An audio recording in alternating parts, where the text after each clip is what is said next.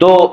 حلیمہ سعدیہ فرماتی ہیں میں نے دیکھا حضور اکرم صلی اللہ علیہ وسلم کی برکتیں، آپ صلی اللہ علیہ وسلم جب 2 مہینے کے ہوئے تو بھاگ پڑے، اور 8 مہینے کے ہوئے تو بول پڑے، اور 9 مہینے کے ہوئے تو ایسی واضح گفتگو فرماتے تھے کہ آپ صلی اللہ علیہ وسلم کی گفتگو سمجھ آتی تھی۔ خیر 2 سال تک بچوں کو ہم رکھتے تھے، 2 سال کے بعد ان کے والدین کو ان کو واپس کراتے تھے۔ حضور اکرم صلی اللہ علیہ وسلم کی برکتیں تو ہم نے بڑی دیکھی، دل نہیں چاہتا تھا، اتنا خوبصورت بچہ کو کس کو واپس کیسے کر سکتا ہے؟ ہاں اللہ کا نبی گھر میں ہے، یہ شیس علیہ السلام کو آدم علیہ السلام نے فرمایا اے شیس اللہ کی نافرمانی نہ کریو، تیرے ماتھے میں مجھے محمد کا نور نظر آتا ہے۔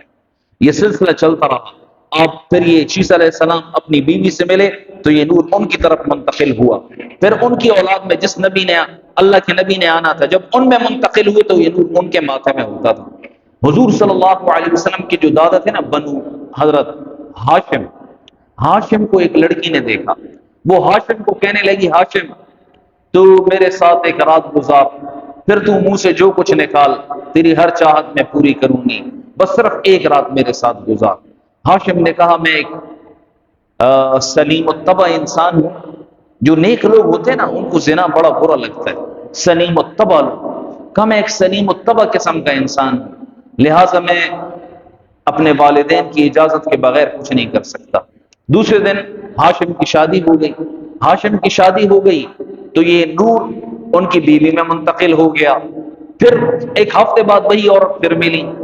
جب وہ ملی تو اس نے کہا کہ ہاشم نے کہا ایسے کرتے نکاح کر لیتے ہیں نا، حلال طریقے سے آ جائیں گے قریب، حلال طریقہ ہوگا، زنا بھی نہیں ہوگا۔ وہ عورت کہنے لگی میں کوئی گندی عورت نہیں ہوں، میں نے اپنی کتابوں میں پڑھ رکھا ہے کہ نبی آخر الزمان جو آئے گا نا اس کے بڑوں کے اندر یہ کمالات ہوں گی، وہ نور مجھے تیرے ماتھے میں چھلک رہا تھا، وہ نظر آ رہا تھا کہ تو اسی محمد کا باپ ہو سکتا ہے اور وہ تیری ہی اولاد سے آئے گا، تو یہ عزت حاصل میں کرنا چاہتی تھی کہ وہ میری ہی اولاد سے آئے، میرے ہی پیٹ سے آئے، ایک نسبت مجھے بھی حاصل ہو جائے، لہٰذا یہ نسبت کسی اور کو حاصل ہو گئی ہے، لہٰذا اب میں تیرے ساتھ نہیں مل سکتی۔ یہی بات ورقہ بن نوفل کی بہن نے جب حضور اکرم صلی اللہ علیہ وسلم کے ابو کو دیکھا، عبداللہ، عبد المطلب کی اولاد میں عبداللہ سے زیادہ خوبصورت بچہ کوئی نہیں تھا، اللہ کے نبی کے باپ تھے اور بڑے خوبصورت تھے۔ ورقہ بن نوفل کی بہن نے دیکھا، ورقہ بن نوفل یہودی عالم تھا، اس کی بہن نے جب دیکھا حضور صلی اللہ علیہ وسلم کے باپ کو تو وہ کہنے لگی